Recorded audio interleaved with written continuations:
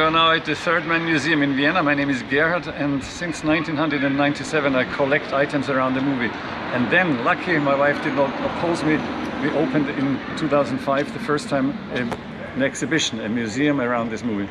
Come to the third part, and that's dedicated to the main star, Vienna after the war. And that's American history, I can only say. So, with items displayed, you can make a lot of photos after.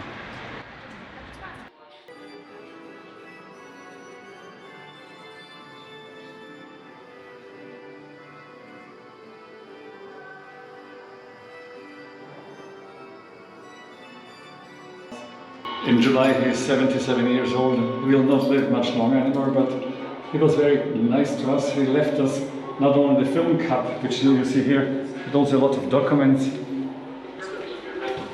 which his mother left him in a shoebox. We are very good with the Graham Greene family, and so they always tried to find for us also material which we can maybe buy or use. So, and of course we needed film correspondence. When it was shot in Vienna or in London in the film studios, and when a changed sentence was changed, even that Trevor Howard had been noting into this script. So it's amazing. So the filming in Vienna and in London, you see how it developed the movie. So we know what was first, what was done here, what was done there, what was done in sewers, whatever.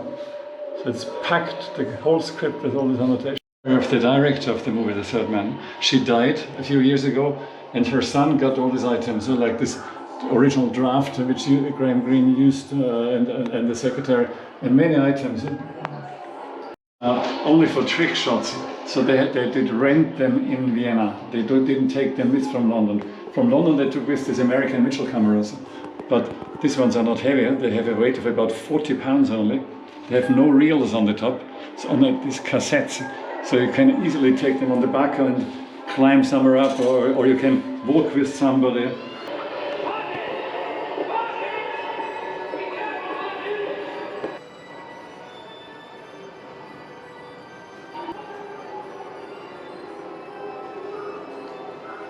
It's lots of treasures, lots of private photos which are not studio photos over there, and private documents. It has been the 100th anniversary of his birth, so I put a bit of our archive out, but then I left it. Even in Vienna, people don't know much about Orson Welles. He was not only doing stupid sketches, he was a very good painter actually. And he was working for a theatre. You heard possibly he was a theatre man in the beginning, a very young one, 21, 22 years old. He created Mercury Theatre. Nobody can handle him. Selznick was partly right. So Selznick wanted to have Noel Coward.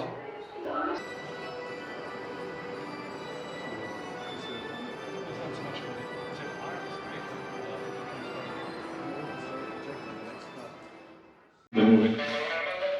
This instrument you see in the credits and in the opening, you see the sound hole in the where he framed them himself. It was in the winery. So, for example, here he sits in the film studio for 7 weeks. Anton Karas, looking into the screen. He has no idea what it is. And he became a world star before he died. And then later in the year 2005, we could buy all these items. I created a loop because we only played 2 minutes of this of the movie via this machine. And I love to do things with my hand.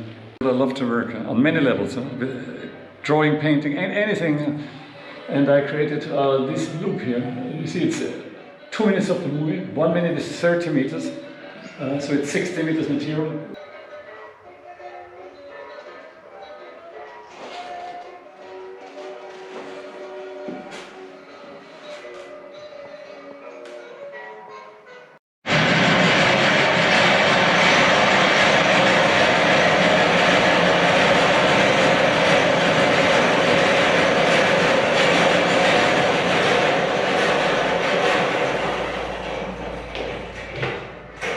No lights in the cinema.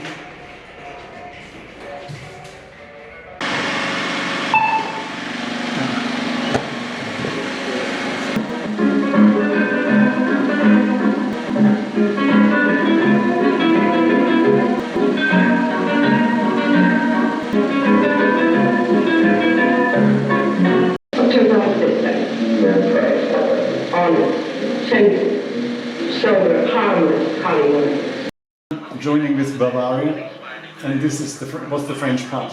And Stalin knew already before he took this then part of Nazi Germany that he will violate all the international agreements, that he will never let any Westerner in here. Because why Stalin wanted that area so badly, and why the American administration wanted it so badly? Because here started the border of Czechoslovakia, Hungary.